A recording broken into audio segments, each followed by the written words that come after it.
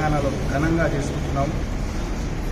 అదేవిధంగా ఇన్నేళ్ల నుంచి బాబాసాహెబ్ అంబేద్కర్ గారు చేసిన కాన్స్టిట్యూషన్ని కాపాడటం అనేది కేవలం కాంగ్రెస్కే క్రెడిట్ దక్కుతుంది అన్నమాట. ఇప్పుడు మీరు చూస్తున్నారు పార్లమెంట్లో ఏమవుతుందో. రాజ్యసభలో మన హోంమంత్రి గారు డాక్టర్ బాబాసాహెబ్ అంబేద్కర్ గారిని చిన్న చూపు చూశారు. ఇప్పుడు రాజ్యాంగమే మార్చుతామనే వాళ్ళ ప్లాన్ ఉందన్నమాట.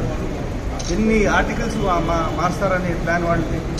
ఆర్టికల్ 83, ఆర్టికల్ 85, ఆర్టికల్ 172, ఆర్టికల్ 174, లాస్ట్లో ఆర్టికల్ 356 కూడా మారుతామనే ప్లాన్ ఉందన్నమాట ఇప్పుడున్న ప్రభుత్వానికి.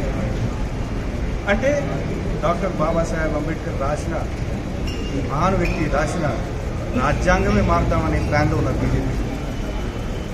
దాన్ని కాపాడటానికి కేవలం కాంగ్రెస్ మనవి చేస్తున్నాను. అయినా ఇప్పుడు నేను చెప్పినట్టు డాక్టర్ బాబాసాహెబ్ గారి జయంతి ఘనంగా మేము ఇక్కడ చేసుకుంటున్నాము, రాష్ట్రంలో చేసుకుంటున్నాము. రాహుల్ గాంధీ ఆదేశాల ప్రకారంగా, మరి రేవంత్ రెడ్డి గారి ఆర్డర్స్ ప్రకారంగా మళ్ళీ చెప్తున్నాను, రాజ్యాంగాన్ని సేవ్ చేయడానికి కేవలం కాంగ్రెస్